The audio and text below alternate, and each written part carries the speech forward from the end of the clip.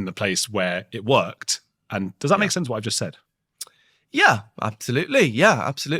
And well, Andrew, this is exactly what I thought for a long time. I've always thought the fine tuning needed explaining. I've never been on the team that thinks, it's just brute fact or whatever.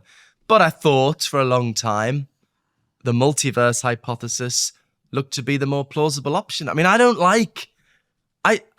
wrestled with this for a long time. I don't like standing up in front of my peers defending cosmic purpose.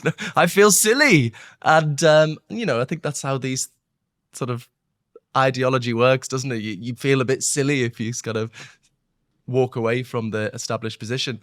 And it was only actually 5 or 6 years ago when I started teaching this stuff that I discovered there's a big problem, that philosophers of probability have identified what looks like pretty dodgy reasoning, fallacious reasoning in the multiverse explanation of fine-tuning, that it commits what's called the inverse gambler's fallacy.